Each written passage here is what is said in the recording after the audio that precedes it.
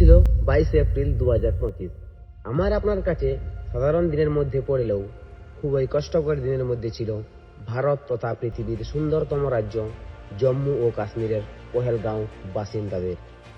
জম্মু ও কাশ্মীরের পহেলগাঁওতে একটি টেরর অ্যাটাকে খালি হয়ে যায় কত মায়ের কোল, মুছে যায় অনেক অর্ধাঙ্গিনীর সিঁদুর, থেকে যায় বাবা হারা ছোট্ট ছোট্ট শিশুদের কান্না, অশ্রু ভরা চোখ, এবং সেই স্ত্রী ও সন্তানদের বলা হয়, তোমাদের মারব না, যাও গিয়ে মোদিকে বলো। নমস্কার বন্ধুরা, আজ আপনাদের শোনাতে চলেছি এক অশ্রু ভরা বিনয়ী সত্য ঘটনা। 2025 সালের 22 এপ্রিল পহেলগাঁওতে সেদিন ঠিক কি ঘটেছিল তা আজ আমরা জানব।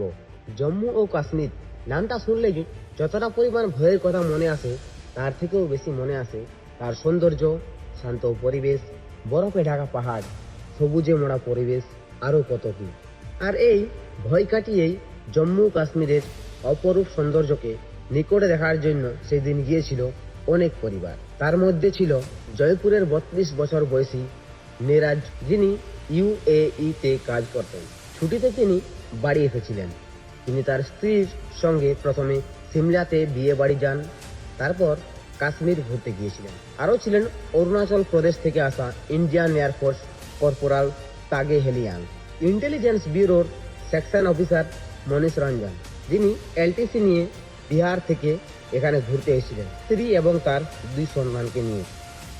আরও ছিলেন হরিয়ানার 26 বছর বয়সী ইন্ডিয়ান নেভি লেফটেন্যান্ট ভিনাই নারওয়াল, যিনি মাত্র 6 দিন আগে বিয়ে করে তার স্ত্রীর সঙ্গে হানিমুনে এসেছিলেন। এমন হানিমুন যে হানিমুনের পর তার স্ত্রী বিধবা হয়ে যায়। কেমন অবস্থা ভাবুন।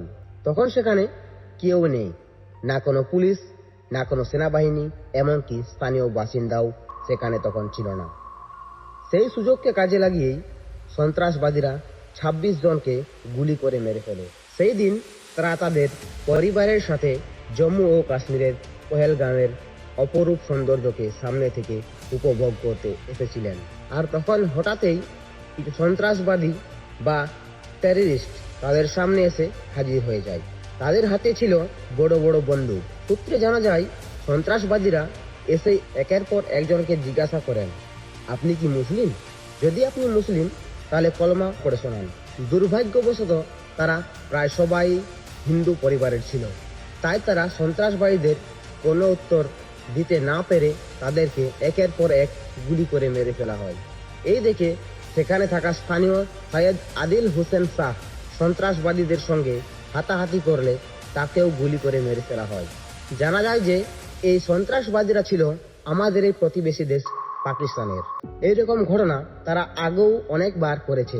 1993 সালে মুম্বাইয়ে বোমা দেওয়া, 2001 সালে ভারতীয় পার্লামেন্টে অ্যাটাক, 2006 সালে মুম্বাইয়ের ট্রেনে বোমা দেওয়া, 2008 সালে মুম্বাই শহরে অ্যাটাক, 2016 সালে উরি অ্যাটাক, 2019 সালে পুলওয়ামা অ্যাটাক। পাকিস্তানের পক্ষ থেকে প্রতিবারেই তারাই আগে থেকে অ্যাটাক বা হামলা করে, আর আমরাও প্রতিবারই তাদের জবাব দিয়ে থাকি। তাই এইবারও আমরা জবাব দিয়েছি, আর এই জবাবের নামে হলো অপারেশন সিঁদুর। নামটি ভারতীয় সেনা দল দ্বারা দেওয়া। অপারেশন সিঁদুর নামটি দেওয়ার কারণ হলো, পহেলগাঁওতে যারা ভ্রমণ করতে গিয়েছিল তাদের স্ত্রীদের মাথায় সিঁদুর দেখে দেখে গুলি করে তাদের মেরে ফেলা হয় স্ত্রী ও সন্তানদের সামনে। পহেলগাঁও হামলায় 2 সপ্তাহের পর, অর্থাৎ 7 মে মঙ্গলবার রাত 1:44 নাগাদ ভারতীয় সশস্ত্র বাহিনী লস্কর-ই-তৈবা এবং জইশ-ই-মোহাম্মদের সন্ত্রাসবাদী ঘাঁটিগুলোর উপর মিসাইল হামলা চালায়। এই সন্ত্রাসী গোষ্ঠীগুলি সম্প্রতি পহেলগাঁও হামলার পিছনে ছিল। ভারতীয় সেনাদের সূত্র অনুযায়ী পাকিস্তানের 100 কিমি ভেতরে আঘাত হেনেছে ভারতীয় বায়ুসেনা। যে সমস্ত জায়গায় হামলা করা হয় সেগুলি অধিকাংশই জঙ্গি ঘাঁটি ছিল বলে জানা যায়। ভারতীয় বায়ুসেনা দ্বারা পাকিস্তানের 9টি ঘাঁটিতে হামলা করা হয়। সেগুলির মধ্যে হল ভাওয়ালপুর, মুর্দিকে, তেহরা কালান, সিয়ালকোট, বার্নালা, কোটালি, মুজফ্ফরবাদ JEM। মনে রাখবেন, ভারতীয় কোনো সেনা দ্বারাই কখনোই প্রথমে পাকিস্তানে হামলা করেনি। তারাই প্রতিবার প্রথমে আক্রমণ করে এবং প্রতিবারই আমরা তাদের জবাব দিয়ে থাকি। এই সাহসিকতার জন্য আমার তরফ থেকে ভারতীয় সেনা এবং ভারতীয় বায়ুসেনাকে স্যালুট জানাই। জয় হিন্দ। ভিডিওটি পছন্দ হলে আমাদের ফলো করে দিন, শেয়ার করে দিন এবং কমেন্টে জয় হিন্দ লিখে যান।